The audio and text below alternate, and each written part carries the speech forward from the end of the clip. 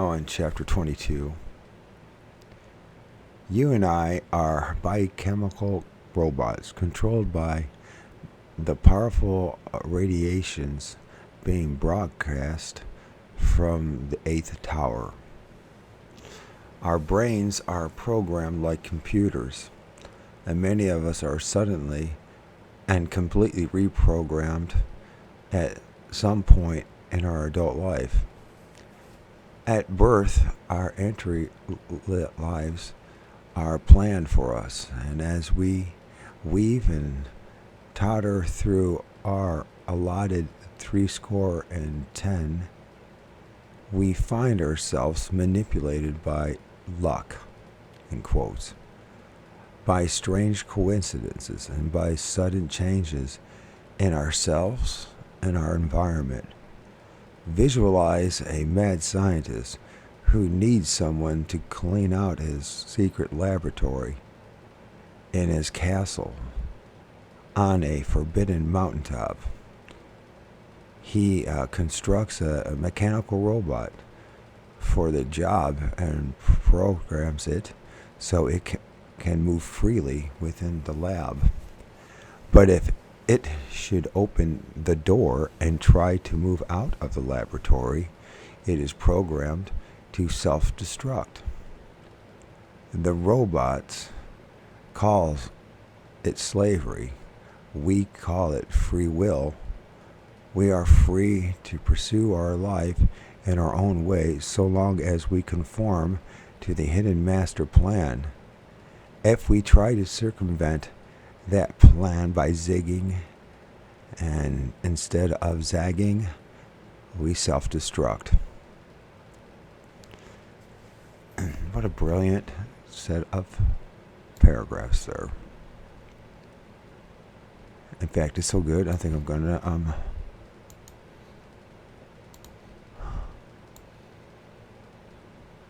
that's exactly who we are in this Fortean nightmare.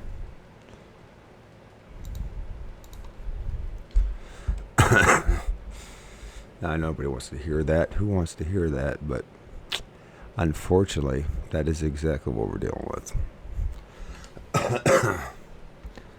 I have a chest infection, sure enough. And they did say, they warned us, me, anybody hears this, who learns this stuff, that there will be side effects, health effects, for knowing the truth.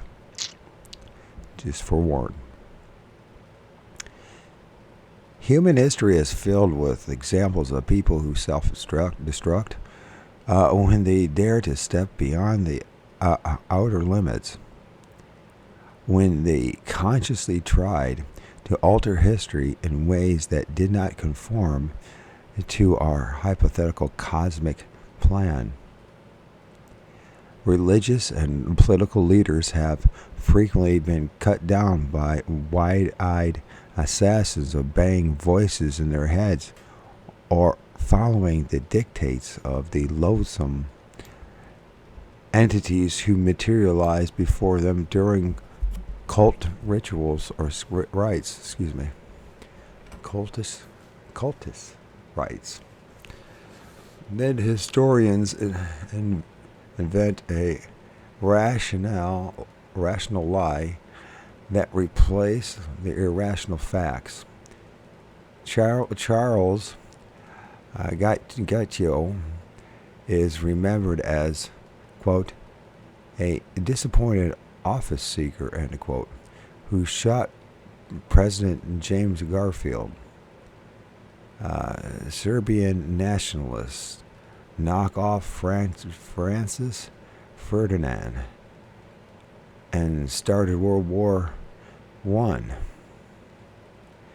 Lincoln was murdered by a nutty actor who sympathized with the South, and so on.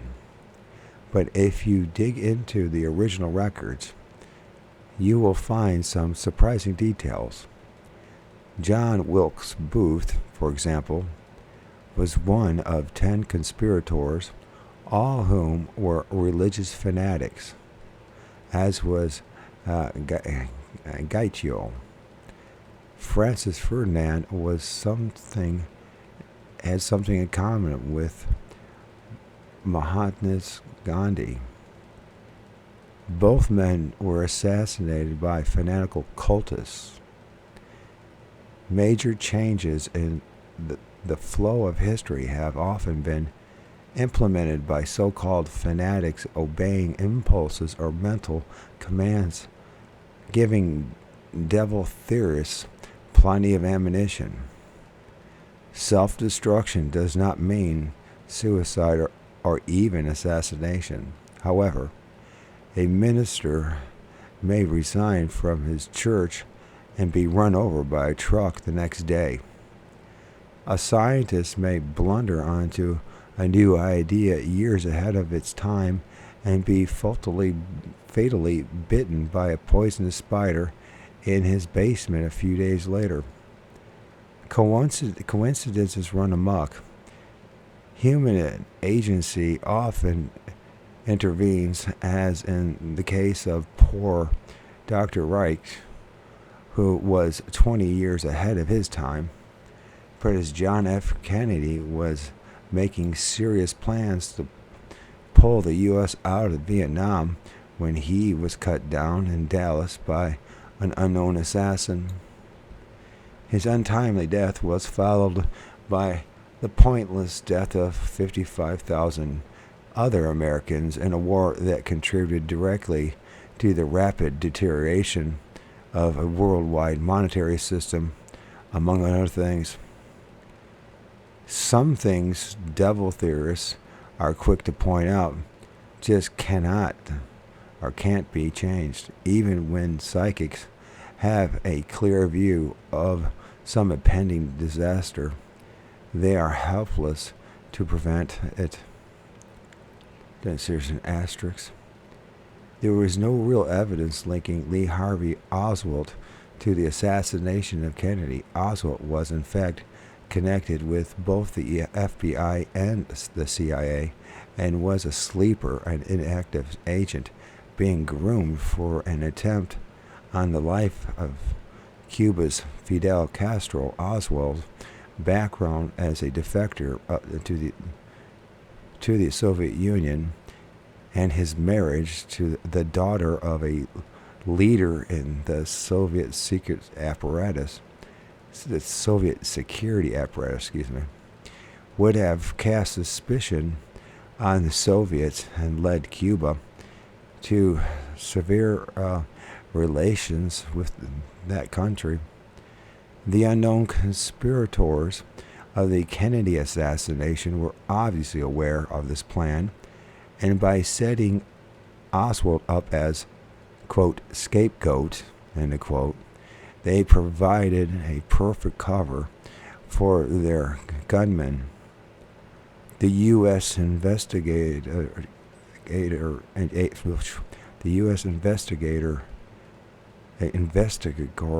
can't say the word, investigatory agencies were obliged to stumble over themselves and cover up details of the murder in Dallas to protect themselves and their own plans against Castro. And I just want to make a comment, personal comment. When it comes to scapegoats, we have it hidden in plain sight with the story of Satan, Yahweh, and Jesus in the Bible.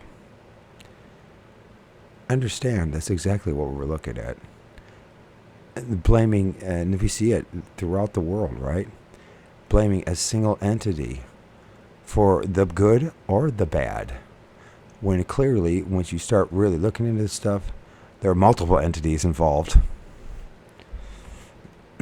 And so what would you do if you were them? You would make it so people believe there was a single entity. Whether the entity was real or not doesn't even matter. As long as you believe that it's an individual outside of the actual whole or group that's truly involved with this, all the better. That's all that matters. As long as your attention is not directed towards those truly responsible for the suffering and pain and misery that you and I will have, will, or go through in our lives. As negative as it sounds, there is something positive in being honest. The first and foremost, maybe we can actually start doing something about it. The issues, the social ills of this world, and our own personal. Back to this reading. A time may be approaching when visions of the future will be experienced in a mass by millions of people simultaneously. And then we may be able to act collectively to prevent some catastrophes. But it is also possible that the self-destruction factor exists in large groups of people as well as individuals. We may be heading towards massive genocide instead of liberation. Think about the past 3 years, folks, and how it will be played out. It won't be played out the way it was before. At least not right now. Every religion teaches that all individuals and all human events are directly controlled by some cosmic force. And each religion also teaches that we are doomed, that one day all human life will face what has been variously defined as a day of judgment or harvest, when our souls will be liberated from their physical shells to join the massive force field in the sky. Theologians have managed to view this destruction of our physical world optimistically, as something to be looked forward to, as a desirable condition. The second coming of Christ is usually described as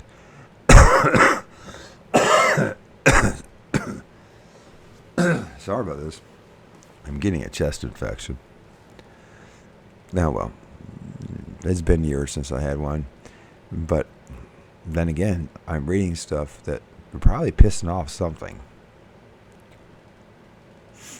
Reading it out loud, that is, and recording it.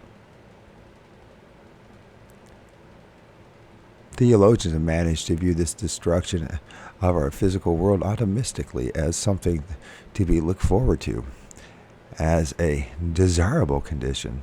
The second coming of Christ is usually described as the appearance of Christ on luminous clouds, an aerial object, and is based on curious traits of the UFO knots and religious apparitions. They always promise to return. And just remember something about the second coming of Christ. Jesus promised he was coming back in his generation. And just like everyone else who pretends or has been hoodwinked, manipulated by this force, they're, in the end, the vast majority of their prophecies didn't come true. Jesus made it very clear he's coming back in his generation, that some of them would still be standing there when he returned. What happened, folks? This is not something that makes me happy, because I put a lot of time and energy believing and focusing and studying it. But one of the things I did acquire, and maybe always had in me, that nothing that this super spectrum, this force and the forces around me wanted me to do or cared for me to do, and that was to be honest about shit. Nobody wants that. Our awareness of the cosmic consciousness is particularly negated by the static form of lower frequencies of the super spectrum, which constantly produce confusing and contradictory manifestations. In modern UFO contacts, the UFO knots claim names adopted from mythology and occasionally names manufactured from combinations of terms from several different languages. The little people of the Middle Ages played similar name games. In earlier times, people who encountered the entities believed they were confronting one of the gods, and so the names adopted by the entities, Yahweh, Jehovah, Allah, etc., became accepted as the name of the God force itself. The reflective factor occurred when the names were repeated aloud by the haunted perceptions and mysterious manifestations took place. Did I say that right? Let's read that again so it sounds right to me. The reflective factor occurred when the names were repeated aloud by the haunted perceptions and mysterious manifestations took place. Most cultures adopted a simple rule. The name of God was never to be spoken aloud. Alternate terms were created, usually further enhanced with euphemisms. The gods were all-knowing, just great, granted human-like vanity by their fearful worshippers, and in fact, the materialization did display human characteristics, since they sprang in part from the Jungian collective unconsciousness. The notion that the gods created man in their image was a twisted version of the real truth that we were created in God's. We were created the gods of our image. So once again, that we had created the gods in our image. So that being, once again, so that I make sure that I understand what I just read, that the twisted version of the truth, real truth, right? That man was created in the gods' image? No. We created the gods in our image. If we are biochemical robots controlled by the anthropomorphic supermind, then the entities who appear are doubly enslaved. They are particularly controlled by the super spectrum and partially controlled by us. The phrase, "we are in bondage," has frequently been used by the entities along with "we are one." We all are indeed one with the super spectrum. And as individual humans, we are linked together with the subtle waves of energy. Many of us invite total unity with the super spectrum, usually through religion. Others unwittingly expose themselves to total possession through the practice of witchcraft, black magic. And I would believe that the Bible is actually just that, by the way. Still others have the state thrust upon them when they are caught in the beam of light from UFOs, and like Saul, they are reprogrammed. While interviewing hundreds of UFO contactees scattered throughout the country,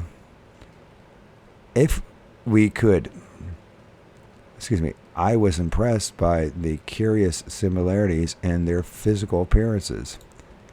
If we could ever assemble all these people together in a single auditorium, it would look like some kind of family reunion.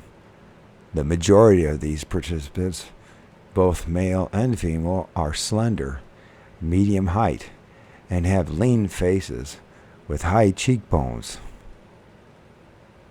A surprisingly large number of religious fanatics share these same characteristics. There is clearly an unexplored genetic link which separates these people from the rest of us. Equally fascinating is the fact that a great many UFO contactees are orphans or their knowledge of their genealogical backgrounds is so vague as to be untraceable. The entities exploit this by assuring them that they are really hybrids, or even people who have been transplanted here from another planet. A professional geneticist would find this a rich field for study. Many UFO contactees also develop the glow of the super religious who have seen the light.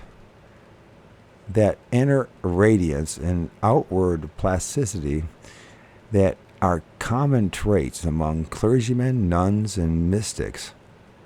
Many of the Jesus freaks of the 1960s also acquired this special look.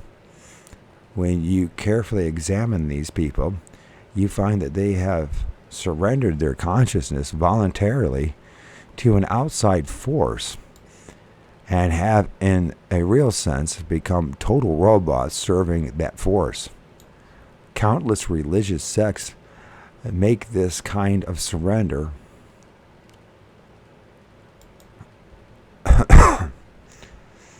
the central purpose of their ceremonies. They invite the spirit of God or the devil to invade their physical bodies. And when it occurs, and it does occur constantly on a large scale, they slip into ecstatic trances and babble in unknown tongues. This robotizing process is universally regarded as the highest and most welcome of all religious experiences. All rites from the frenetic dances of the whirling dervishes and the holy rollers and the black Sabbath of witchcraft to the monotonous brain-numbing chants of the Oriental religions and the hymn singing of the Christian churches are variations of this theme. Some are consciously trying to attain Godhead unity with the super spectrum, while others are practicing ancient traditions, not consciously aware of the real purpose behind them. Early cultures built their entire lifestyle around their religious ceremonies and this search for Godhead. Various kinds of drugs were used by the Indians to speed up the process. The most important buildings in the Pueblo cultures in the southwest were the circular kivas, where the men gathered. The Indians were male chauvinists for their secret rituals. American Indians, like their counterparts in Africa and parts of the Orient, also believed that the gods attended their rituals disguised in grotesque masks and costumes that made them indistinguishable from the tribe's medicine men. For many centuries, most of the widely practiced shortcut to unity with the super spectrum was a grisly operation called trepanation. This involved cutting a hole in the top of the skull to expose part of the brain. Thousands of trepidated skulls have been unearthed in South America and Europe. It was a very delicate operation, and we can only marvel at the skill of the ancient surgeons who must have performed it with the crudest kind of instruments, since many of the skulls show signs of having partially healed. A majority of the patients must have lived long lives after the operation. The trepidation Trepanation, is still practiced by cults in Europe, and they claim that it works, that a hole in the head does emit the powerful radiations of the superspectrum and greatly increases psychic ability. Unfortunately, however, many of the rites performed by modern seekers of truth merely tap the static in the lower reaches of the superspectrum and create a backlash of possession and insanity. Saran practiced self-hypnosis and other mind tampering rites and ended up in a hotel kitchen, eyes dazed and unseeing, and a smoking revolver in his hand. And Robert Kennedy stretched out at his feet. The first book Sirhan's requested in the jail was The Secret Doctrine, Madame Blavatsky's treatise on controlling the superspectrum. Persons without latent psychic abilities can study metaphysics for years and practice the rites daily without ever hoping to pass beyond the possession stage. Many of the UFO investigators of the past 25 years have gone this same sad route and suffered nervous breakdowns, forms of possession, and suicide. Psychic ability seems to be inherited, not learned. If your Aunt Tilly was a trance medium and your great-grandfather was known for his prophetic dreams and visions, there is a chance that you or one of your brothers or sisters will have the same abilities. Various polls and studies have indicated that 10 to 15% of the population have some degree of psychic ability.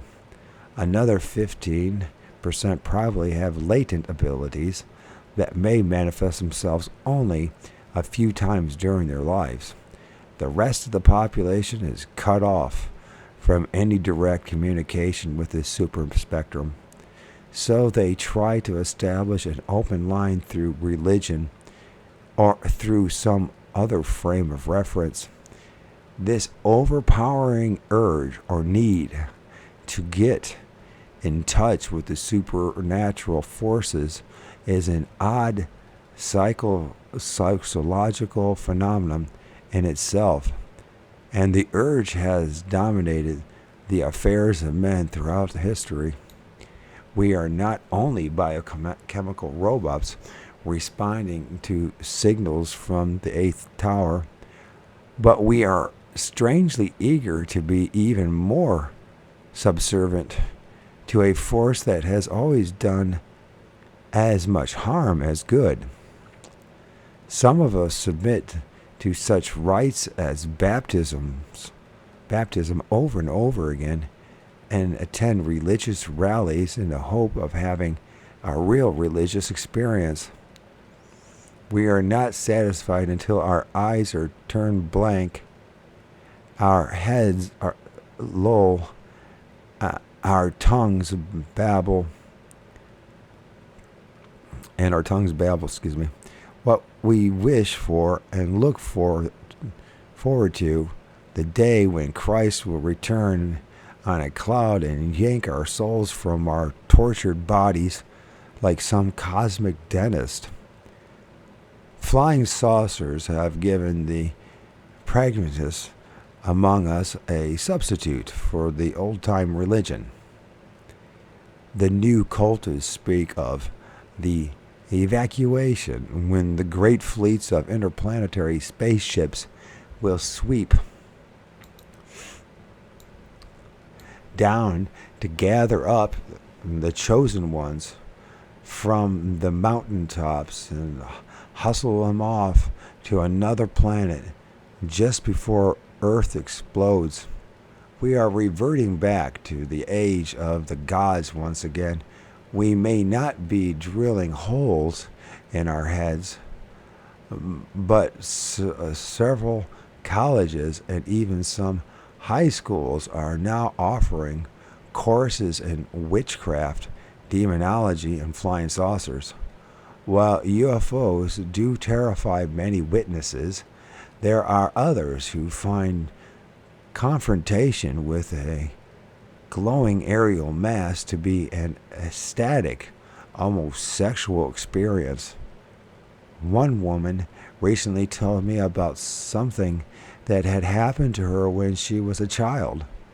She and her parents had come across a great luminous sphere in a farm field and had watched in awe as it rose swiftly into the sky. For days afterwards, her mother sat contentedly in a rocking chair on the front porch, reliving the brief sighting and mumbling over and over, "God loves me. God loves me." Chapter 23. You stand in a circle of blinding light, staring into the darkness at a red glow while your heart pounds and your body feels numb and paralyzed. The red glow is a lamp mounted on a television camera, and you are a contestant on a popular quiz show. Now, for the final question, the leering quiz master addresses you. If you get this right, you will win the jackpot. The audience roars with excitement and greed. Ready? Here it is. Who invented the printing press? A wave of relief sweeps over you. Any idiot knows the answer to this one, you think. The printing press was invented by... You pause dramatically, just as they coached you during the run-throughs, by Johann Gutenberg of Mainz, Germany. The audience cheers, convinced that you are right. Oh, I'm terribly sorry, the MC sneakers. Let me try that again. Oh, I'm terribly sorry, the MC sneakers. That's not the right answer. Two smiling girls in scant costumes glide on stage and grip you by the arms and haul you off, while other girls prepare to propel the next hapless contestant into the limelight. And once again, your education has failed you. Like so many of the facts in your old school books, the story of the Gutenberg is a convenient explanation for the baffling mystery. Inside, from a single piece of paper, a business receipt, there is no evidence that Gutenberg existed at all. Did I say that? I didn't say that right. I must say that again. Oh my God, this is all part of this Fortean nightmare. Even the multiple sclerosis and the dyslexia they have to deal with. It's all a big shit show. Anyways, aside from the single piece of paper, a business receipt. That's it. There's no evidence Gutenberg existed at all. So what he's saying is, outside of a business receipt, a single business receipt, we don't have any other existence of a character named Gutenberg. We are asked to believe that he invented the printing press in the 15th century and then immediately set to work printing the entire Bible. This is the same as if the Wright brothers had built a 747 jet as their first airplane. It took more than movable type to print the first Bible. There were literally dozens of other gadgets and techniques that had to be invented first. An efficient method of setting type, for example, had to be developed. People had to be trained in the new art. Apparatus had to be designed and built. The whole project had to be financed. It took years.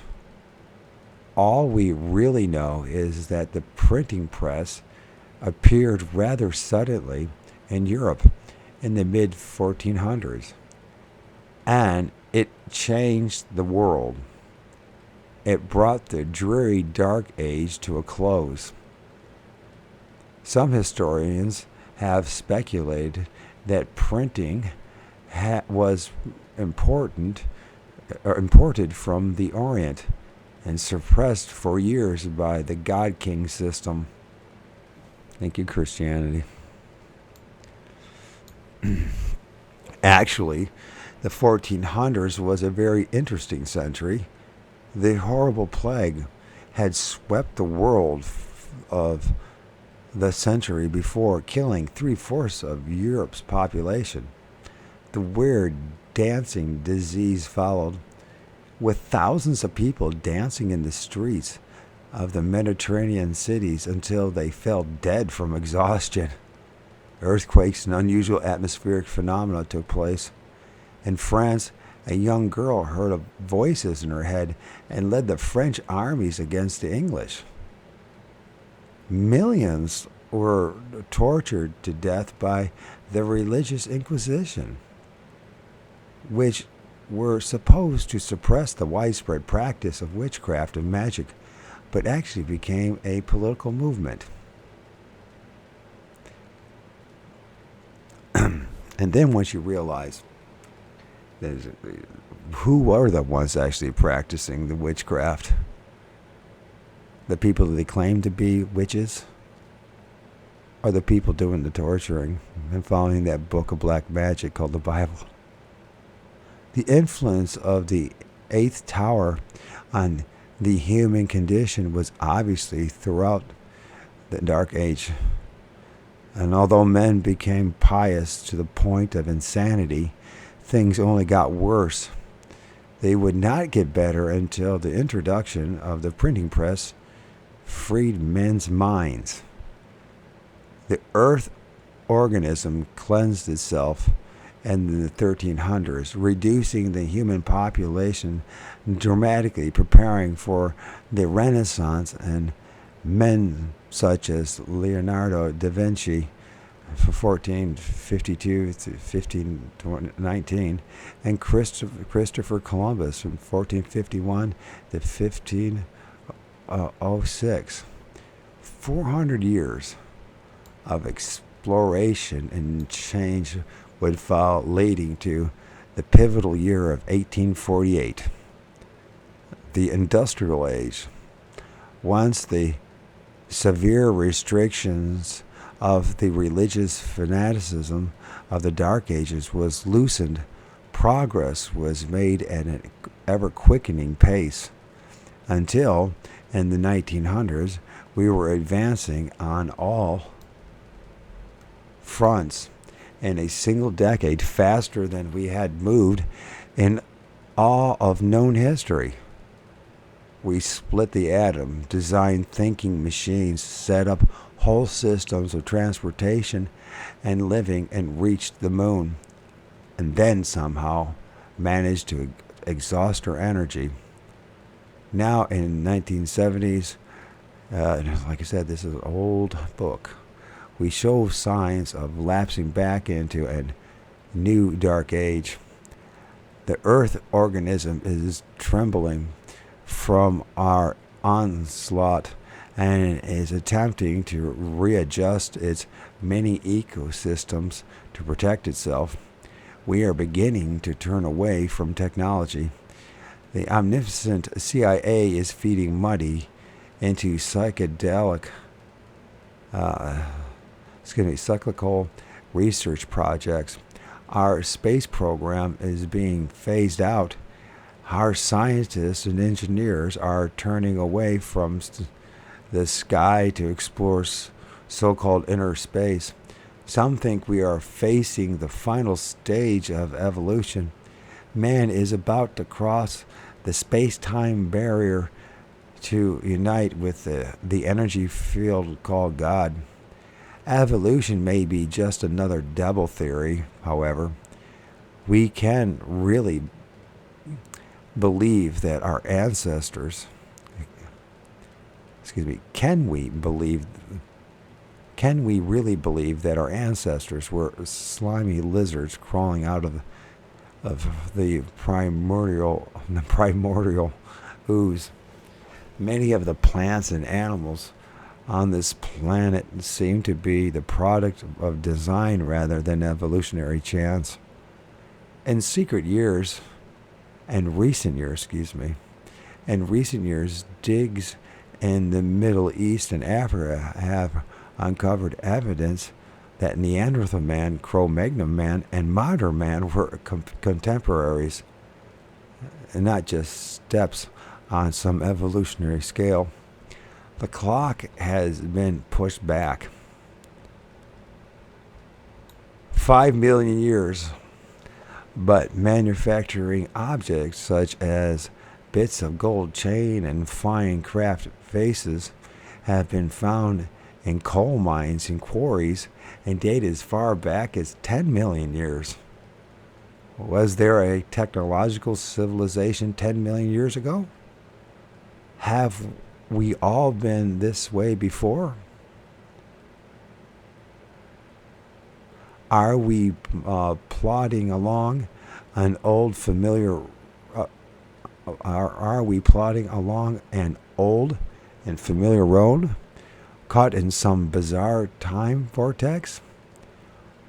What we are now and whatever we will be in the future is not the result of evolution, but of metaprogramming. As a biochemical machine, you are programmed in variety of ways from birth. The genetic code and the substance called DNA are like computer cards and program your basic characteristics, whether you will be whether you will be tall or short, blonde or red-haired, dumb or smart, ugly or beautiful, psychic or not. Then during your earliest years, the circuits of your brain are programmed by your social and environmental conditions. Your childhood traumas shape your personalities. If the traumas are severe, you may eventually spend thousands of dollars to have a psychiatrist examine them and reshape your brain circuits for free. Not for free. That's a joke. That was Freudian slip. To free. It will never be free. I'm sorry. To free you from the neuroses and hang-ups, short circuits that have accumulated. As you grow, you continue to be shaped and reprogrammed by your social and economic circumstances. If your parents are religious, you are probably thrust into their religion at a very young age before your logic circuits are fully formed, and you are taught religious varieties by rote, mindlessly accepting theological explanations for the unknown. You are brainwashed by religion, by television, by the conversations of the adults around you, and you pick up ill-found prejudices and devil theories. Most of us lose our independence, our free will at an early age, and spend our lives trying to conform to the standards and needs of our society. We develop certain fictions to make our lives more bearable and meaningful. Even our nobler instincts can be debased by these fictions. Violence and war can become logical acts to us within the framework of these fictions, as can our racial and religious prejudices. In our modern world, support of a ideological fiction can provide even stronger motivation than economic need. There is another kind of programming than that theologians call predestination. This asserts that our individual and collective lives follow a predetermined course. We enjoy a certain amount of free will while we are pursuing that course, but we cannot evade our ultimate destiny. Like the mad scientist robot, we can wander all over the laboratory, but if we try to substitute a slide rule for our broom, or if we try to leave our program area, we self-destruct. We go crazy. We slip in the bathtub and break our neck. Most of us have a very small niche to fill. We spend our lives growing radishes and tightening bolts on an assembly. What does it go radishes? Or tightening bolts on an assembly line. We supply the bodies for the battlefields or act as hosts for the germs of the plague. We remain servants to those few on the top, our roles unchanged since the time of the God Kings. Life can seem like a cruel, pointless joke to those locked into a seamless, empty existence. So the eighth hour has given us all kinds of beliefs to sustain us. People in Asia and Africa starve to death in a posture of prayer.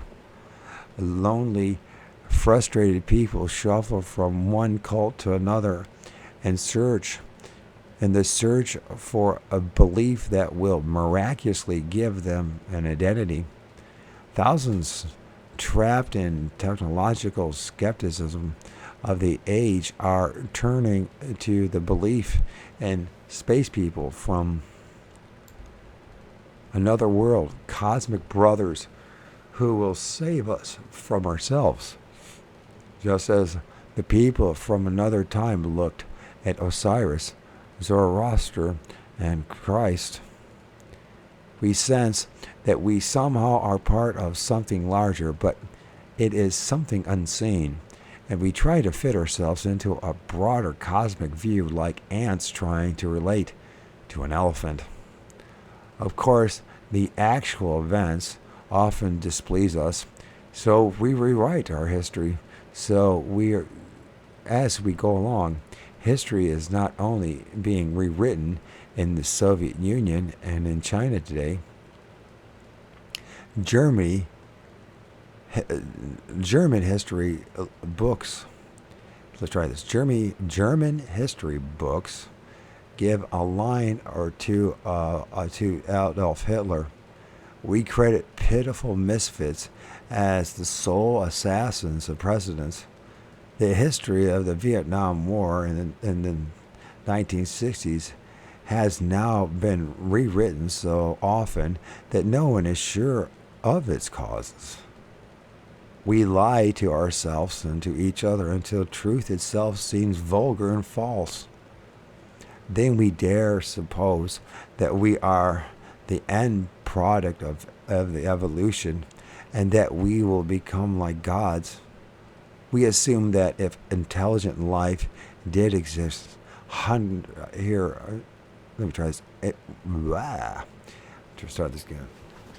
We assume that if intelligent life did exist here millions of years ago, it must have been human like us. If there was a technology, it had to be like ours.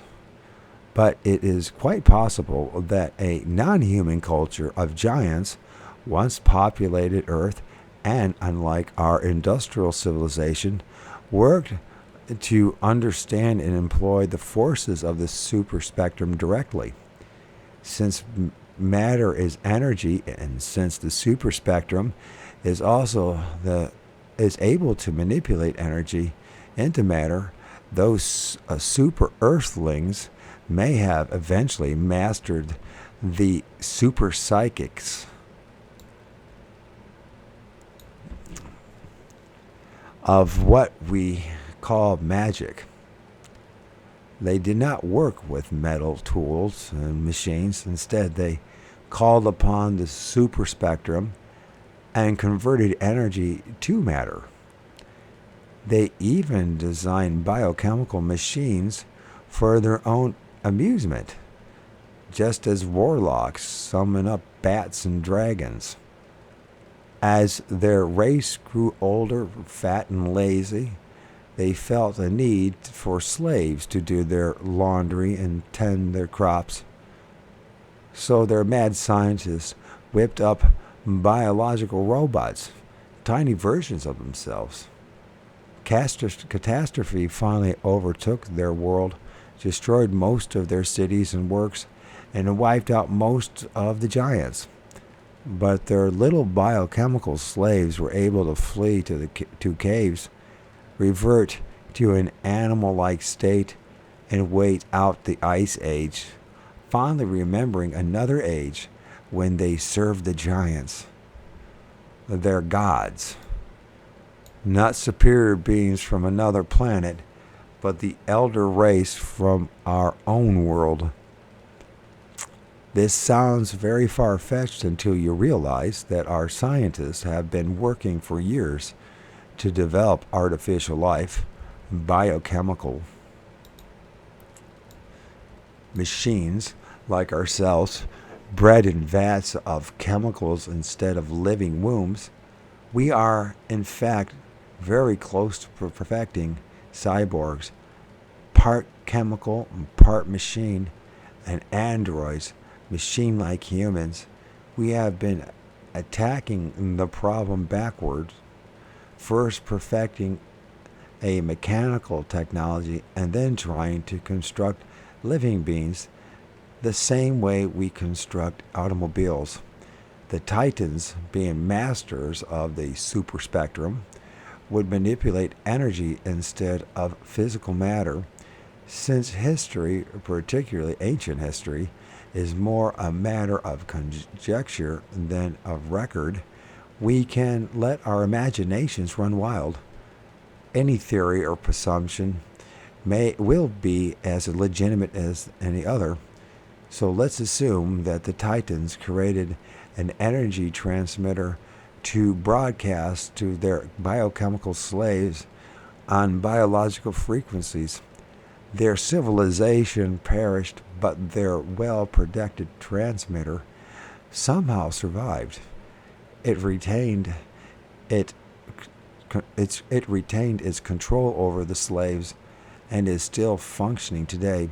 Instead of being a shapeless energy field in the sky, the eighth tower could be a specific device in a specific location on this planet. It has endured because it has the basic instinct for self-preservation and is able to conceal itself from us by laying out false trails, by populating our forests with hairy red-eyed monsters and our skies with luminous objects. We are now nearing the end of a cosmic cycle. However, our ultimate fate is becoming more and more obvious. We have been programmed well, but the eighth tower is dying of old age, and the manifestations around us are not the work of the gods, but of a senile machine playing out the end game. And that's the end of chapter 23. Once again, The Eighth Tower by John Keel. I enjoy this read. I feel this is a great read. Okay, this is hopefully part 4 of The Eighth Tower by John A. Keel. the cosmic force behind all religious, occult, and UFO phenomena. Should be hopefully the final. Although I wish it would never end. I love reading John Keel's work. It's a real joy, to me at least. And we're on chapter 24.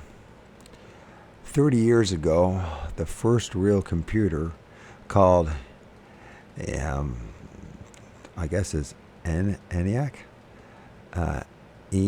capital ENIAC,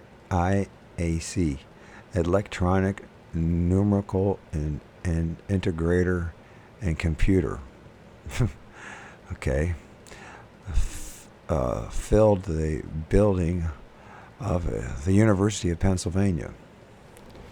It contained 18,000 vacuum tubes and was vastly inferior to the tiny computers that helped guide our Apollo command module to the moon, if that even happened.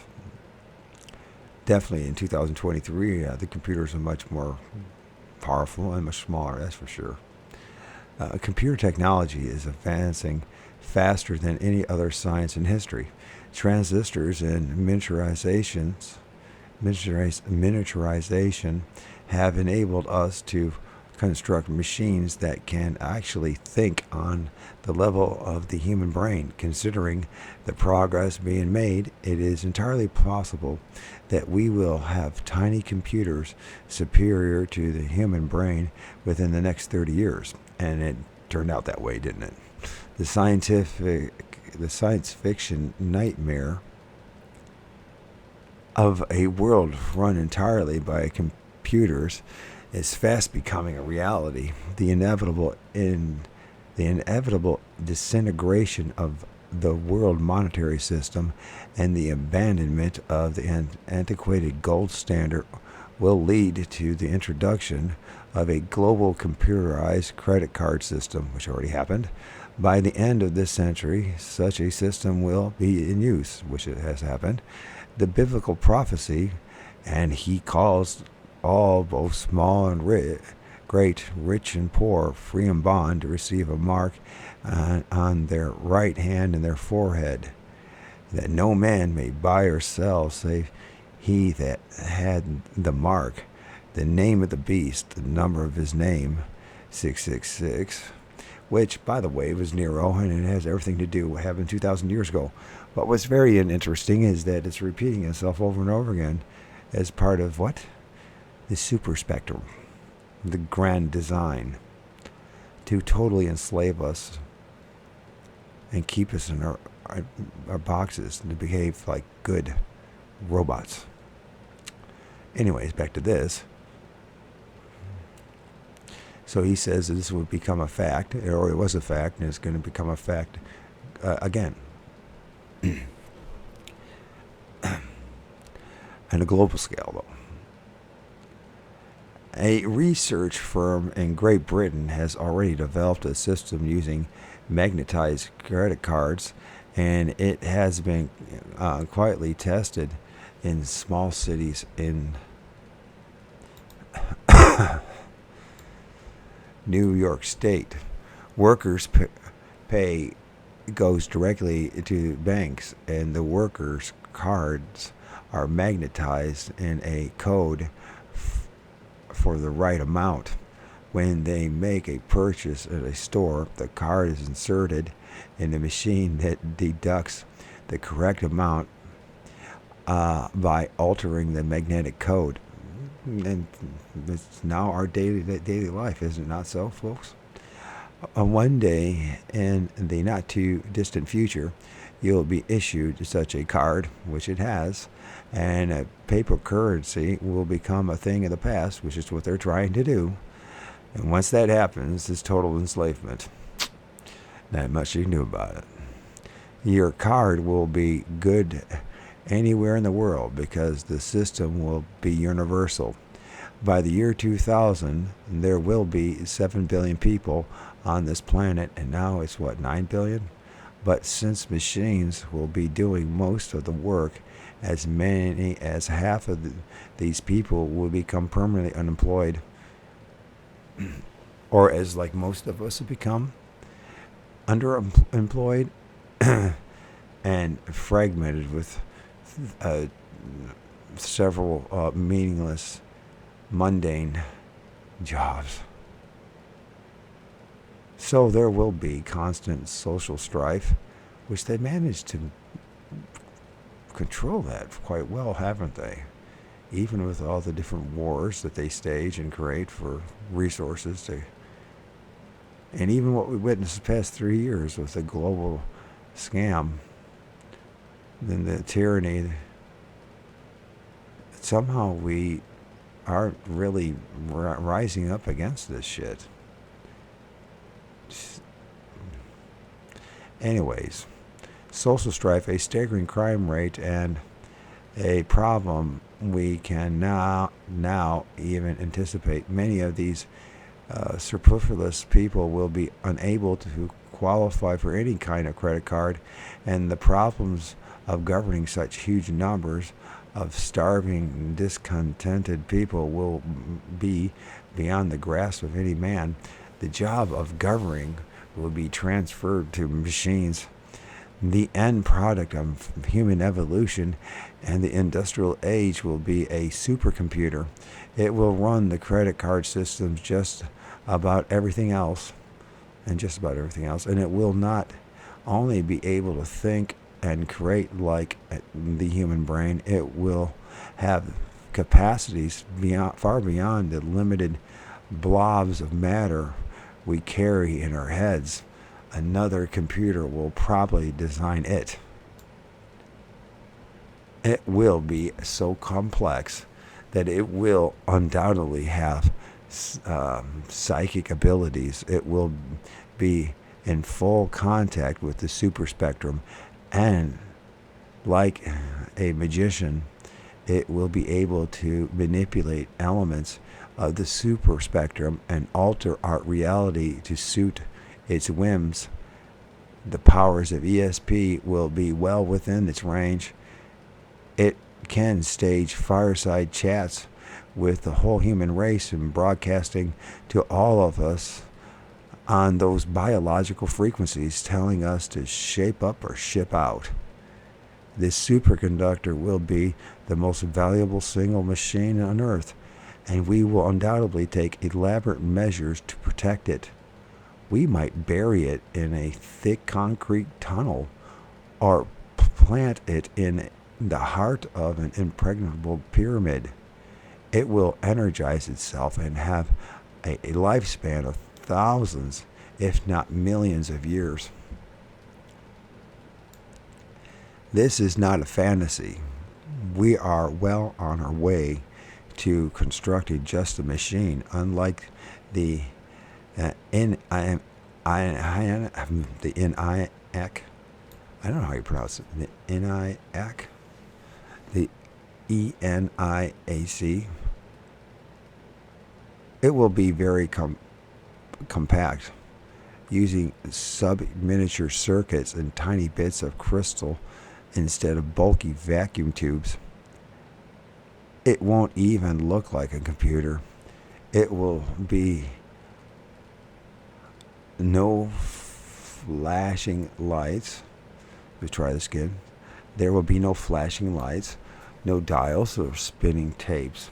Instead, it might be a cube within a very thick metal shield, only a few feet square. The monolith of 2001 will be a reality. We will have created our own 8th tower. Meanwhile, the natural resources of the earth will be running out. The burgeoning population will suffocate itself. The social problems of the 21st century will destroy our cities.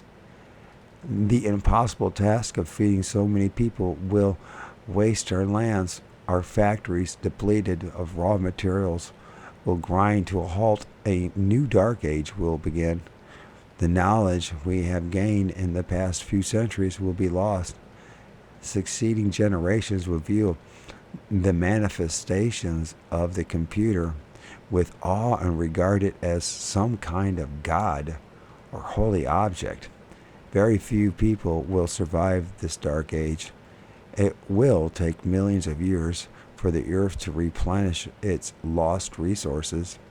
The computer will tick away in its tunnel, its integral parts slowly deteriorating, and like a prisoner locked in solitary, it will play silly little games with its powers, trying to preserve its sanity. Cosmic catastrophes will overtake the earth, as they have in the past. Meteors will strike the surface. It may flip over on its axis, and a new ice age may overtake it. The residue of our civilization will rust, rot, and crumble until nothing is left except the computer. The upheavals may force it to the surface, where it will lay for centuries until men or other mutated successors blunder onto it. To protect itself, the computer will distort their reality and feed them visions of us. We will seem like gods, and they will build a temple around the metal cube, and under the subtle guidance of the computer, fight to the death to protect it. But even our supercomputer can't last forever.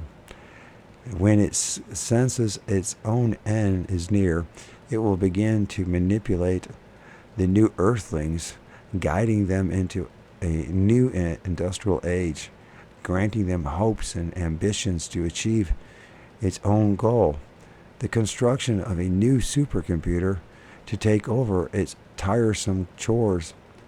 The new men will be promised eternal life, resurrection, and anything, unaware of their real role and how they are being used. But by the time the new computer is in operation, the old one will be on its last legs, discombobulated, exhausted, and insane, idling away the time conjuring up hairy monsters and pointless, childish manifestations. There is nothing sadder than a computer that once ran the world and now is slightly nutty, unless it is the human beings being tormented by its madness. Did I say unless? I meant to say, let's try this again. There is nothing sadder than a computer that once ran the world and is now slightly nutty, unless it is the human beings being tormented by its madness. As I pointed out earlier, the manifestations of the supernatural are so diverse they can be used as evidence to support any devil theory. I have tried to attain an overview using a newsman objectivity by adding speculations about the things we do not know with all the things we do know or are now finding out. I have evolved this ultimate devil theory, but there is a greater factual basis for all this than some readers might be willing to acknowledge. My imaginary eighth tower and Arthur C. Clarke's wonderful monolith could be the most sacred relic on this piece of cosmic flotsam. But before you pack your bags and go off looking for it, I must warn you that you will have your throat slit from ear to ear before you get near it. 1,000 years before the birth of Christ, a strange artifact appeared on the Arabian desert. Its actual origin is now clouded in legend and tradition. Some say it was presented to Abraham or to his son Ishmael by an angel. Some say it had been housed in the Great Pyramid for centuries, and in fact the pyramid had been built expressly to shelter it. Then during some long-forgotten crisis, a war or earthquake, the Egyptian priest removed it and transported it to the Arabian empty quarters, Great Desert. Like Clark's monolith and my projections of tomorrow's supercomputer, it doesn't look like much. It is a cube of black stone. Muslim scientists who have seen it have described it as being a kind of metal alloy, like some of the iron and nickel meteorites that rain on us, whatever it is. When some men stood in its presence, they are zinged by the cosmic energy that produces illumination.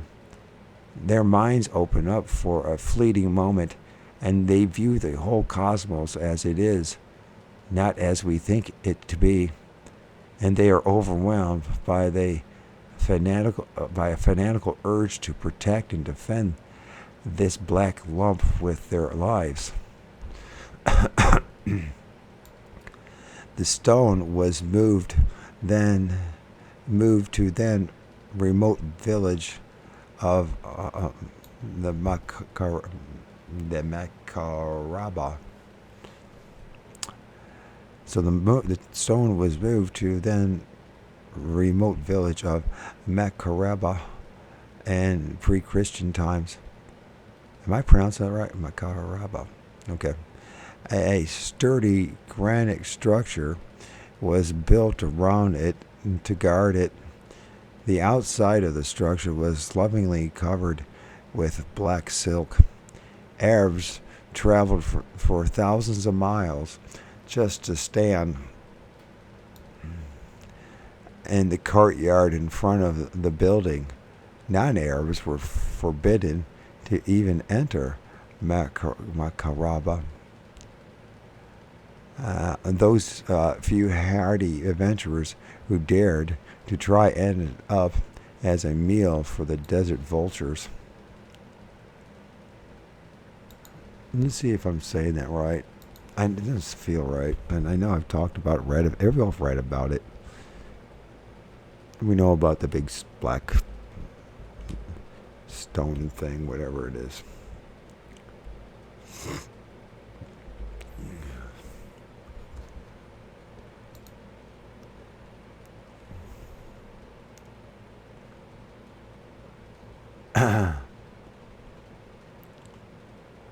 Makaraba.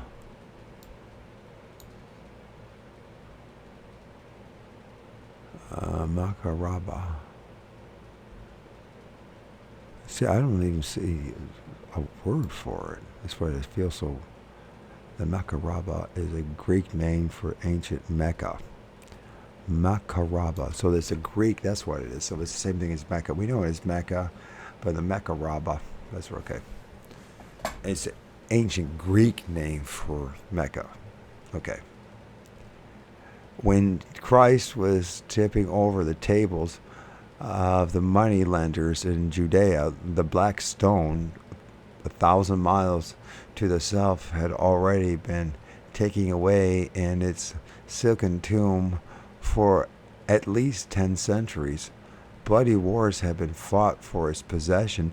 Later, even the armed-clad crusaders from Far East Europe would fight and die in the effort to capture Makaraba and the cube-shaped haven of the black stone. 500 years after the Christian era began, a remarkable man was born in Makaraba. He grew up to marry a wealthy widow and set himself up as a merchant.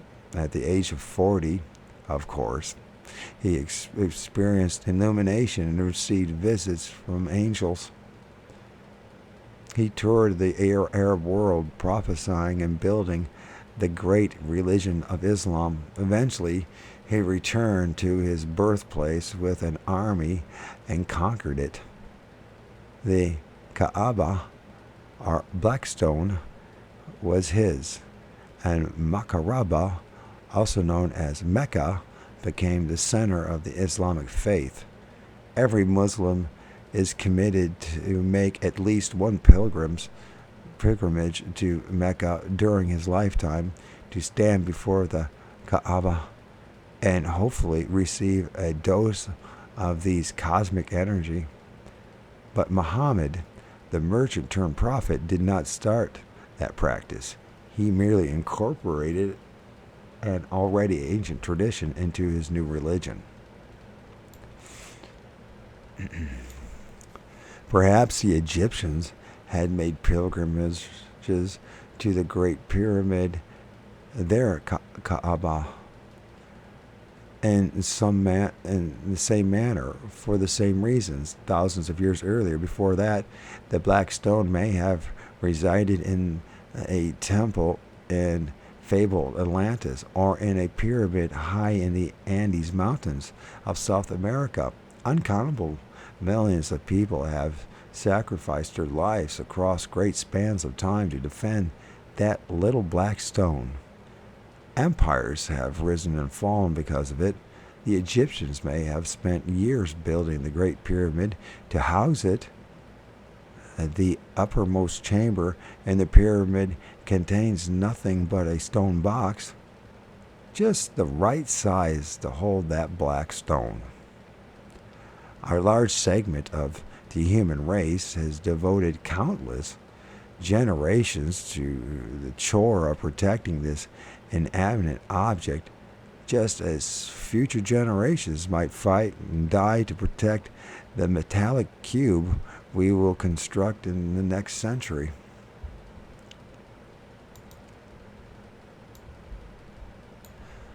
All this is an intellectual exercise. I have demonstrated how it is possible to take a set of known facts and develop a new and possible devil theory. We are now beginning to understand the mysteries of the electromagnetic spectrum and how those energies control some of us completely and control the rest of us indirectly, but decisively. The greatest control does not come from black rocks or some radio transmitter buried in the ice of Greenland, but from ourselves. What we believe becomes more important than what we know. The eighth tower was built by men standing on the desert, staring awestruck at the starlit sky. It was built by priests, pharaohs, popes, kings, generals, dictators, and madmen who believed in something, anything. It inspired Stonehenge and the Nazca lines of Peru, the pyramids, thousands of Indian mounds scattered across the Americas, the voyages of Columbus, and the Apollo moon missions. Most of our wars and much of our human progress came about because of men obsessed with some personal devil theory. Like the Arabs of Mecca, we have always tried to kill off the disbelievers in one way or another. Advocates of a particular religious concept sacrifice themselves in the struggle to sway the whole world to accept their personal beliefs, just as the believers in flying saucers stomped the country and the world seeking acceptance of the wonderful brothers from outer space.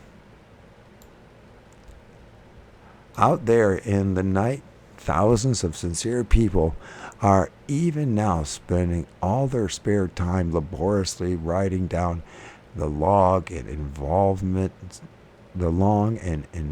messages they are receiving from that mysterious photograph in the sky, unaware that millions before them have received the very same information and wasted their lives trying to find a publisher or just an audience. 100 years from now, new generations will be talking with the spirits, space people, and Indian guides and taking down all their pearls of wisdom and nonsense. The megalomaniacs, starving for power and wild-eyed with their own devil theories, will continue to rise up and assume leadership. And if their devil theories match our own, we will follow them, and we will defend our Kaaba to the death. Kaaba. Abba. I don't know why I can't say the word. I know I can. Chapter 25. It was after midnight in the spring of 1872 as a handsome carriage moving slowly through the fog of Sherlock Holmes' London, young Richard Maurice Buck sat erect in a quiet and meditative mood, his shoulders rocking with the uneven movements of the carriage wheels over the worn cobblestones. Suddenly, as he would recall later, a flame-colored cloud seemed to sweep over him. At first he thought the city was on fire. Then the luminous cloud seemed to enter his body. Lightning bolts crackled in his brain. For a brief moment he felt he was one of the universe, all knowledge, past, present, and future, ricocheted in the corners of his mind. Then it was gone, and he felt different, changed somehow. Dr. Buck went on to become one of Canada's most distinguished psychiatrists. He made many outstanding contributions to his profession, and honors were heaped upon him. But the memory of the moment in the horse-drawn cab haunted him for 30 years. He studied the phenomena, collected the stories of others who had experienced it, and finally produced his classic book, Cosmic Consciousness, in 1901. A year before his untimely death, he slipped on ice and struck his head. He did not think in terms of stellar force fields and electromagnetic waves generated by some mysterious hidden power plant. It never occurred to him to question the source of that crimson cloud. He automatically assumed it was the handiwork of God and therefore was unexplainable. His God was a male chauvinist who rarely bothered with the female of the species. Then as now, very few females experienced illumination. Cosmic consciousness was strictly male territory, and what a collection of males they were. His his catalog ranged from Moses to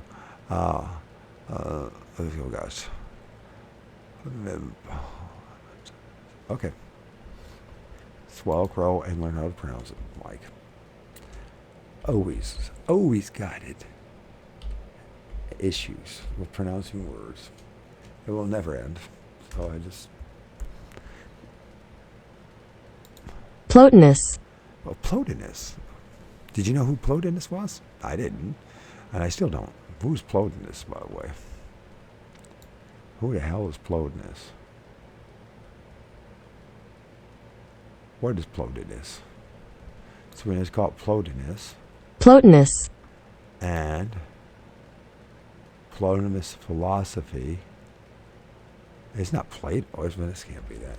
What is Plotinus?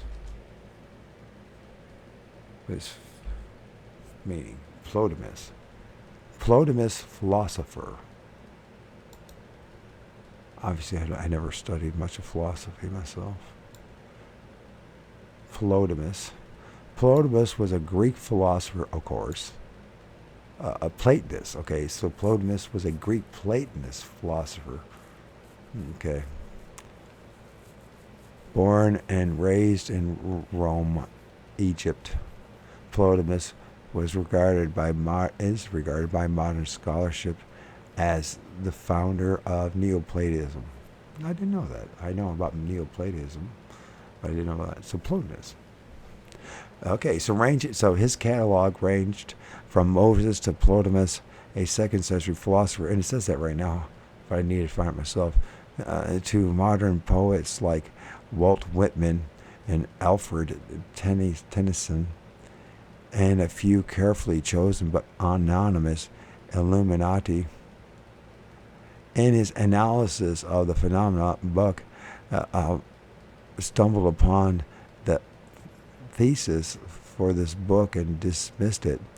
It is certain that modern civilization, speaking broadly, rests very largely on the teachings of the new sense, the sense of oneness with the cosmos. Dr. Brooke wrote, "The masters are taught by it, and the rest of the world by them through their books, followers and disciples, so that if what is here called cosmic consciousness is a form of insanity, we are comforted by the terrible fact that our civilization, including our highest religions, rest on delusion.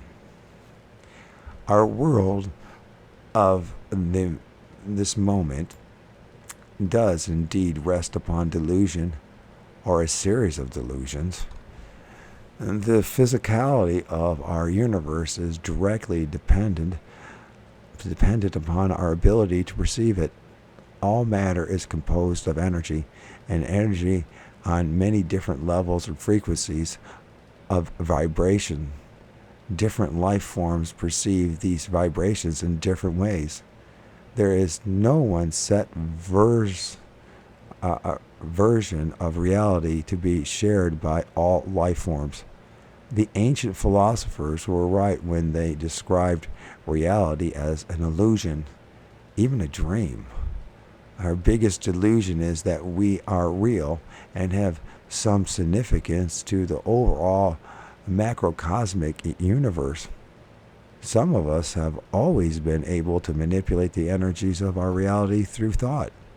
Some of us have always stood on the threshold of the door that joins our reality to scores of others, and a few of us have been able to shuffle back and forth through that doorway, wandering among dimensions and exchanging greetings with entities made of an energy different from our own. Our biggest problem has been the translation of these multiple realities into a single cohesive universe governed by inflexible laws throughout, but there really are no universal laws. Men like Newton and Crookes and Einstein merely studied one set of delusions and interpreted the laws that hold up the walls of a single illusion. They vaguely understood that our world is a trick done with mirrors, and like an uninformed audience, since they couldn't see the mirrors, they had to invent interpretations of the effects they were witnessing. A rabbit cannot spring from a hat. A rabbit cannot spring from a hat, they reasoned, if it is not first introduced into the hat somehow. They could not grasp the ancient truth that even though the hat always seems empty, it is always full. The rabbit does not come from the sorcerer's sleeves, but only crosses from one delusion to another. Dr. Buck peered deep into the empty hat and found only a rose-colored mist that had to be God. Actually, the mist is the only reality, and the thing woven from that mist are as intangible. And the things woven from that mist are as intangible as dreams. The conventional God is not part of the mist, but is only a part of the dream. Psychological construct as unreal as 10-foot red-eyed stinking monsters that parade in the Mississippi Valley. All our heads are wired to a central switchboard. That switchboard is the only God and the only reality. Illusions and delusions are piped down from it to further confound our perception of reality. Then we see the rose-colored mist, and we might suppose that God has entered our dimension. Actually, the reverse is true. We have briefly exited from the earthly delusion and momentarily savored the real reality. Once every 100 years or so, a star explodes and flares to brightness 1,000,000 times greater than the sun for a few short days. We might necessarily view such novae from our trivial little platform in space and measure them by our standards of time, but the nova may be occurring in another time frame altogether. The death of that star may be spanning 5 million of our years if viewed from a closer point of space. By the same token, our sun may be bursting at this very moment, and observers on the opposite rim of the cosmos may be watching it die with detached interest. To them, the whole cycle of birth and death may span only a few hours, but millions of human generations will come and go here in the space-time continuum before the sun shrinks to a cinder of bubbling hydrogen and helium. The death of the sun may be like the death of a single cell in our own brain, insignificant and unfelt. Few of us are capable of abstract thought, and few of us are able to step back and view the big picture. We go through life with a carefully measured cadence, counting the trees without ever seeing the forest. It is far easier for us to believe that the black stone of the Muslims is an ancient computer exerting a subtle influence upon the world. We can accept the notion of extraterrestrial spaceships as the proper explanation for all those funny lights in the sky more easily than we can accept the obvious truth that those lights are animated, intelligent bundles of energy traversing the scale of the electromagnetic spectrum. It is quite possible, even probable, that the Earth is really a living organism, that it in turn is part of an even larger organism, that whole constellations are alive, transmitting and receiving energy to and from other celestial energy sources up and down the energy scale. The whole macrocosm is focusing on levels of reality that will always be totally beyond our comprehension. We are a part of all of it, just a microbe swimming on the microscope slide is unknowingly a part of our dismal reality, and like the microbe, we lack the perceptive equipment necessary to view the larger whole. If we could view it, we could not understand it. As Dr. Buck discovered, however, many men and a few women in each and every generation are given a glimpse of all that lies beyond the mirrored walls of our delusions. Anyone who bothers to visit his local library will find countless references to the lights and entities beyond the space-time barrier and how they influence us. The late Malcolm X's autobiography describes how he awoke in a prison cell to find a black-suited, oriental-featured entity watching him benignly before it slowly faded away. John Fuller's biography of Arrigo, Arigo, Arrigo, the famous psychic surgeon of Brazil, reveals even in his brief school years, however, he was bothered by a bright light, so brilliant it nearly blinded me. He also experienced occasional audio hallucinations in the form of a voice that spoke in a strange language. He learned to put up with them. And then Nikola Tesla, one of the greatest inventors of all time, once told a reporter, "We cannot even with positive assurance assert that some of them, the ultra-terrestrials, might not be present here in this our world, in the very midst of us, for their constitution and life manifestations may be such that we are unable to perceive them." End quote. During his boyhood, Tesla recalled, "I suffered from a particular affliction due to the appearances of images, which were often accompanied by strong flashes of light. When a word was spoken, that image of the object designated would present itself so vividly in my vision that I could not tell whether what I saw was real or not. ... Even though I reached out and passed my hand through the image, it would remain fixed in space." End quote.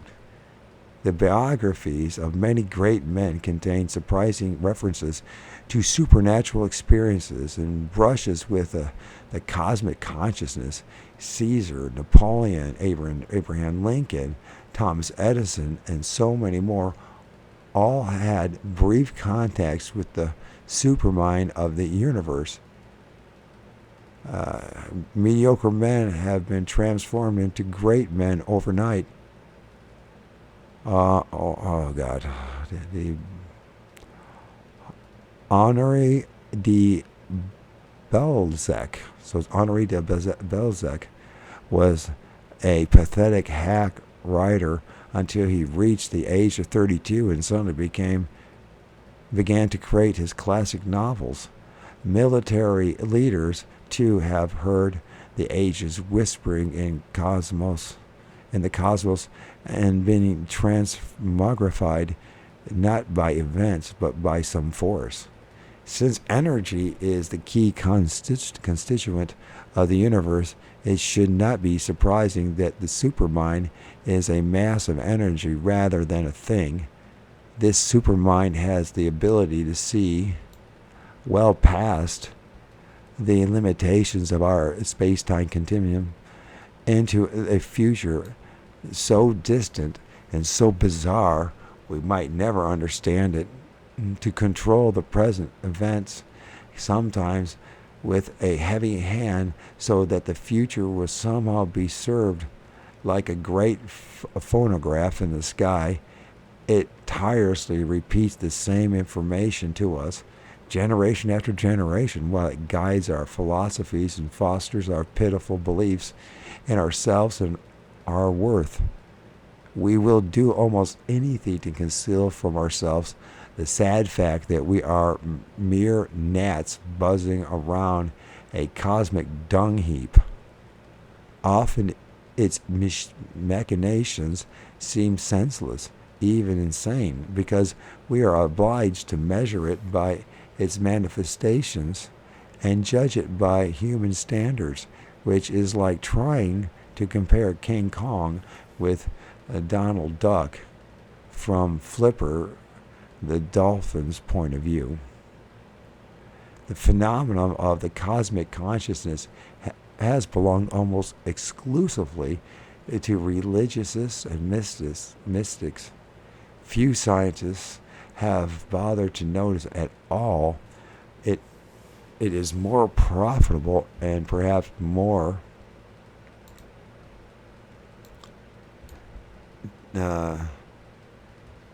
what? Entertaining, and more entertaining to spend years tediously testing psychics with decks of cards. A parapsychologist will travel halfway around the world to investigate a poltergeist case, but if his next-door neighbor is bathed in a beam of light on a lonely back road, the scientists regard it as nothing more than a dinner table antidote. Harvard psychologist William James should have started a stampede with his variety of religious experiences in 1900. But he didn't. The religious experience has been kept gingerly separated from the general field of ghoulies and ghosties. Author Brad Steiger was exploring virgin country when he wrote Revelation, The Divine Fire in 1973. Steiger spent years interviewing people who claimed encounters with spirits, angels, and UFO and other members of the earthbound ultra-terrestrial band. He discovered, not unexpectedly, that the entities, no matter what form they took or what source of origin they professed, followed the same patterns in every case and recited the same cosmic jibberwocky. The angel Gabriel and the Indra Cool of Ganymede are brothers. I know Ganymede, is that how I pronounce it? Anyways, I'm going to look up this book. Of course, everyone knows about the varieties of religious experiences, although maybe I should read it as well in its whole. I don't know. The name is obviously, it's always been, it should have been named something different, to be honest with you. But that's what he's saying as well. Religious experiences in his own way. So I'm going to get this Revelation, the Divine, that might be a good read, Divine Fire,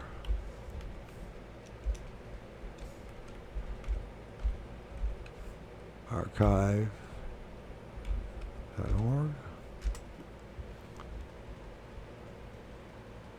Have we got it? If it is there, it is there. Okay, the next one, varieties. Is it there? I have been avoiding reading that book forever. It reminds me too much of AA, Alcoholics Anonymous. You would know that if you spent time there and read the book, the big book, then you would know. You would know what I was talking about.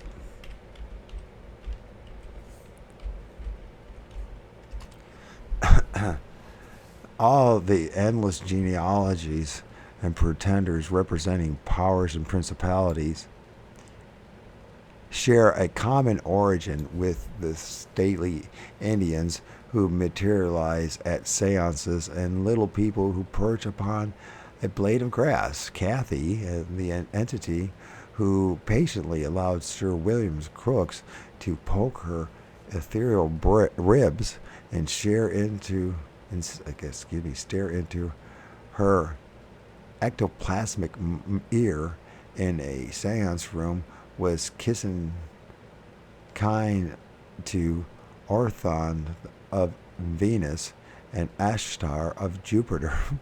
All found part of their being in the static-filled channels of biological energy that girdled this planet, life being breathed into them by the collective unconsciousness which was populated an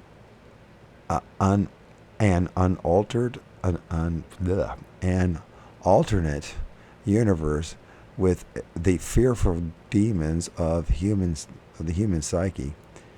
Just as all evil created the invisible monsters of the forbidden planet of motion picture fame. And the closing years of this century, which may also be the closing years of the millennium, many men and paramen are drawing closer together. Separate realities are overlapping into a single super reality, a land of Oz, a new dream time, or a new dark age when technology and magic of our time will be driven underground. Superstitions and the age-old fear of things in the dark may reign again, with new gods patching together our frayed faith. We may even begin a new pyramid building culture, our hordes seeking outlets for their energy as they look starward for their salvation. Not long ago, Major Donald Keel seriously proposed an Operation Lure, the construction of a dummy flying saucer to try to lure the stately UFO knots down from our skies. This was nothing new but a version of the cargo cult idea which sprang up in Micronesia after the Second World War, when the natives on remote islands built flimsy replicas of airplanes in an effort to lure American cargo planes back with their wondrous loads of chocolate bars and canned beans. In his 1953 novel, Childhood Ends, C. Arthur Clarke envisioned a future in which all human children would possess psychic abilities, and at the given point in time, our planet would be evacuated, deserted by consciousness, as all human souls rose from their fragile physical bodies and joined the supermind. It seemed like a science fiction writer's pipe dream 20 years ago, but now we are suddenly very close to that magical time, the long-promised harvest of the Hopi Indians. We are becoming collectively aware of the electromagnetic fence that seals us from those other realities. The whole generation has now assaulted the gates using everything from hallucinogenic drugs to tarot cards, and their search for Godhead and unity with the supermind. Scores of new religions have sprung up overnight, led by new prophets answering the voices in their heads and promising true religious experiences to their followers. City streets corners have become crowded with young people handing out the promise of salvation with fixed smiles on their eyeless faces. They have sacrificed their free will for the mental orgasm of the super spectrum. Their numbers are increasing steadily in all lands. An army of robots marching to the summit of the pyramid, to the summit of the pyramid to have their hearts extracted by the high priest. 2 recent studies have found the once unique experience of illumination has now become commonplace. Millions of minds have been reprogrammed, perhaps in preparation for the horrors that lie ahead in the next 20 years. A sampling of 2,000 people drawn from a large group of 40,000 revealed that 57% felt that they were in harmony with the universe.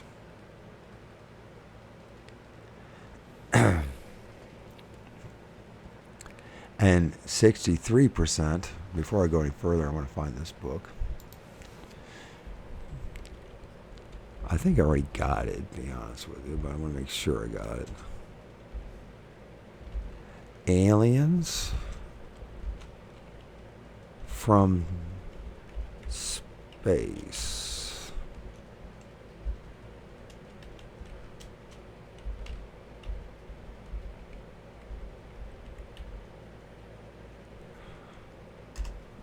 Okay, so we go to this again. So we say that revealed that 57% felt that they were in harmony with the universe, and 63%, I know I'm not, I can tell you that much, claimed they had been in contact with some supernatural or holy force. In another survey, 15,000 people, of 15,000 people, 6,000 admitted having a feeling of being very close to a powerful spiritual force that seemed to lift them out of themselves. About 300 said they had had such a feeling several times, and 75 said they had it often. Who are all these nuts? The poll conducted at the National Opinion Research Center, University of Chicago, found they were disproportionately male, disproportionately black, disproportionately college educated, and disproportionately above the 10,000 a year income level, and disproportionately Protestant. Think about that one, folks.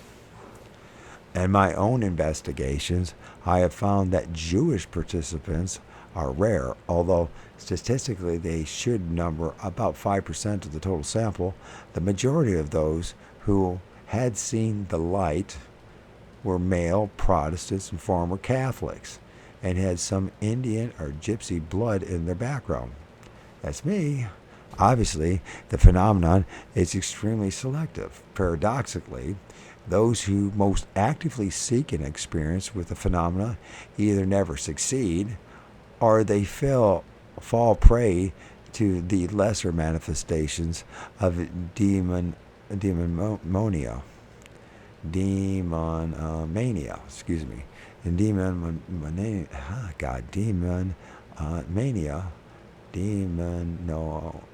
demonomania, possession, and schizophrenia. Among so-called ufologists, those with the strongest belief in extraterrestrial visitation have never seen a UFO themselves. These seekers apparently lack the necessary psychic or perceptive equipment. In the 1960s, many of them found LSD and other drugs enabled them to join the crowd through pseudo-religious experiences. The rapid growth of mind expansion and consciousness-raising exercises is bringing about more psychological and sociological changes in our society. The recurrent UFO waves are accelerating the process, subjecting millions of minds to the manipulative powers of the energy beams during each new flap. So changes are being wrought both within and without and within. In fact, a very complicated and very old system is at work here. The human race has always been aware that it was serving as a pawn in some cosmic game. And then there's an interesting word here. It says Robert Wathnow and Charles Y. Glock, God in the Gut, Psychology Today, November 1974. And then it says that Andrew M. Greeley and William C. McCready,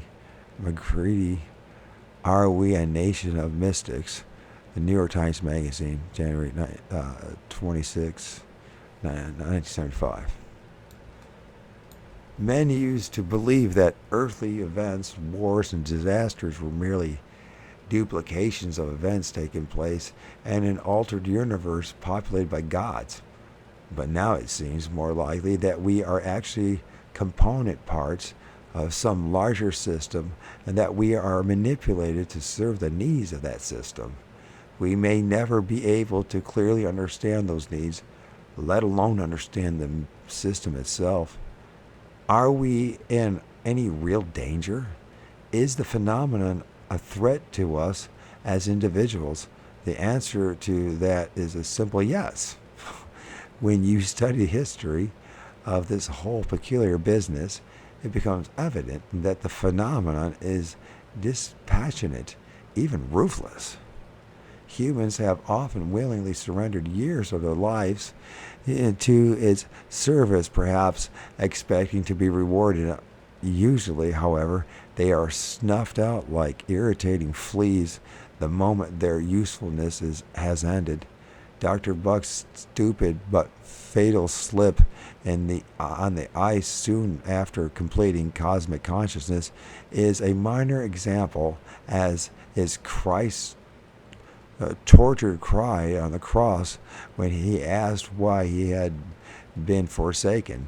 Key figures in the metaphysical history of this planet have ended their lives in prison or died on the stake or at the hands of evil torturers and executioners. Ironically, those who have come out of the maze,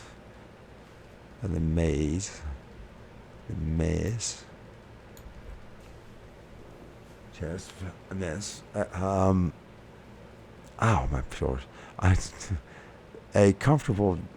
Ironically, those who have come out of the mess with wealth, position, and a comfortable death in old age were those who seemingly served the forces of evil.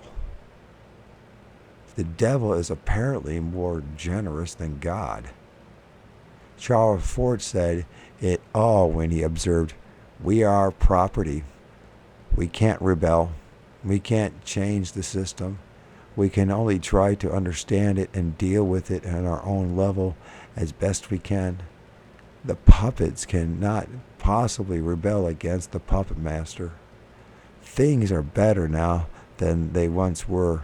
For thousands of years we were overtly controlled by the psychic forces, by the gods, by apparitions and reflections of the human psyche, by whatever you may choose to call it.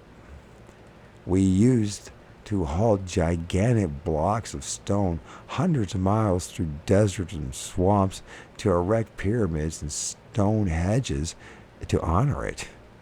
We melted our gold, often our life savings, to build chairs and utensils for it, and then we turned over our daughters to assuage its lust. We sacrificed our sons. We even rewrote our own history to protect ourselves from its vanity. In the 14th century, 3/4 of Europe's human population was killed off within a few years by the plague. Millions of those who survived were slaughtered in the superstitious witch hunts that followed. Perhaps history is about to repeat itself. Perhaps an atomic war will reduce our swelling ranks, or maybe a chunk of debris from outer space will collide with our little planet and crush a continent and cause the seas to rise up like an overfilled bathtub. The survivors may blame technology. The men with slide rules in their pockets will have to flee underground and form new priesthoods in an effort to preserve whatever has been learnt. Perhaps only believers and extraterrestrial visitors will remain, and they will sit on the mountaintops and watch the lights cavorting in the midnight sky, crying out, "Why don't they contact us?" I need to take a little break. My shoulders burning. Today, many scientific disciplines are moving in the same direction, not realizing that they are mapping a very old country. In a few years, perhaps even in our lifetimes, all sciences will suddenly converge at a single point, and the mysteries of the superspectrum will unravel in our hands. We will finally truly understand the forces that have directed our destinies throughout history. But it will be a costly discovery. Organized religion will crumble in the face of the new knowledge. I hope so. Many of the religious political fictions that have nourished us during the long night will collapse. Let's hope. Beams of energy that now stride our landscape with a giant on stilts may fade away when the entire population has been programmed and reprogrammed. Folklorists and mythologists and historians will have to throw away all their learned interpretations when they realize that man has substituted myth for history and history for myth. Dramatic social and economic changes of the past 150 years were merely the prelude to the period we are now entering. Several generations have made enormous sacrifices and spent many millions of lives to bring us to this point, and several more generations may pass before our collective destiny can be understood. It will be a selective destiny. Whatever happens to one man will happen to all, and whatever happens to all of us will also affect the earth itself. And we are no longer small, solitary figures standing on the hilltops, shaking our fist at the sky.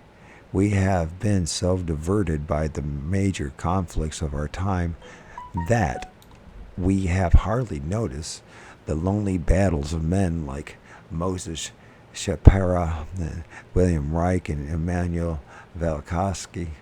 Hundreds of others have added their small voices as they labored like the underground alchemists of old, shivering in the cold night of Loch Ness beside their hopeful cameras and fighting their way through the underbrush of the swamps in Florida and the bayous of Mississippi. Their long muted search is coming to an end, although few of them realize it. The gods of the ancients have kept their promise. They have returned, and they do not come to us from across the chasm of interstellar space. They come somehow from within us. They have always been faceless because their faces are our own faces reflected in the super spectrum. Recently, a group of Canadians decided to create a ghost. They met weekly to invent a history for him and tried to communicate with him. At the end of the year, Philip was tilting tables and offering advice. As real as any of the spirits who have materialized since the Fox sisters first began hearing rappings in the 1848. The experiment proved that the spirit world is malleable and that the ghosts who haunt us are nothing more than mere images of ourselves. The dead do not necessarily come back, they just never go away. Dinosaurs stomp across Iowa cornfields, and penguins 15 feet tall waddled along the river banks in Florida while we all trudged along the dusty trail to Damascus. Some things remain unchanged since Saul's time. Men knew then that they were property, that some hidden puppet master somehow worked the strings of history, but they muttered about some truth that would eventually set them free. We no longer seek that special freedom. We know we are as free as we are ever going to be. Madmen have always been chosen to run our affairs because we know instinctively that the gods themselves are mad. The beams of energy that control us, change us, and frequently even destroy us come into our reality through a black hole, a tunnel in the sky leading to another time. This says here in asterisk. Theoretically, when a star burns out, it collapses inwardly upon itself, its matter becoming so dense and its gravity so intense that not even light can escape from it. A dead star can be compressed into something as small as an egg and would resemble a black hole in space. borrow it again. I'm enjoying this read. I really am enjoying this read. I love Keel. John was one of those special beings, those people. The Watchers, sometimes called the Guardians, may be stationed not only in our world but in every world. If life exists out there somewhere 1,000 light years from us, it or they are probably also watching strange lights in the sky and staggering entranced from the bright beams that control their consciousness. The delusion of reality is universal. Some of our astronauts claimed religious experiences on the moon and abandoned technology after they returned to Earth. The super spectrum reaches far beyond the moon, however, because it is the totality, the everything of reality. The rest, like Philip the Ghost, is something we have manufactured in our own madness and our loneliness, painful search for meaning.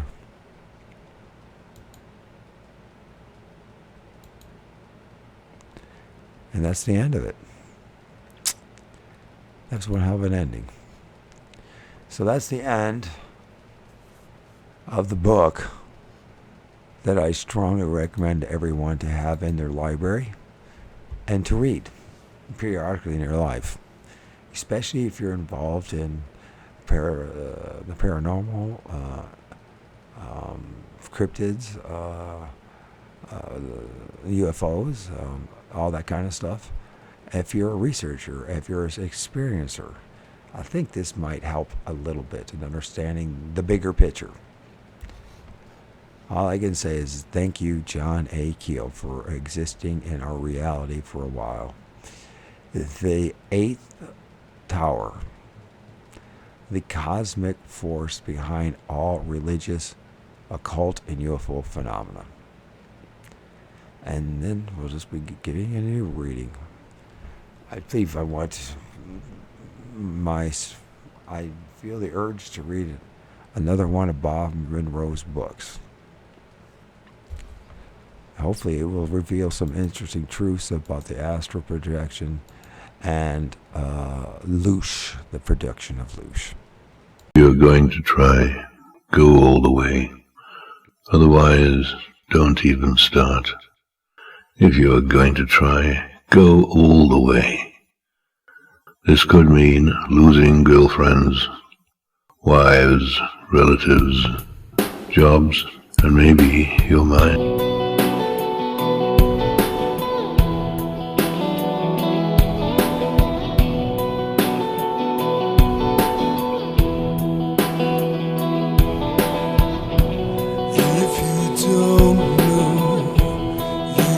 Take it slow. Are you searching?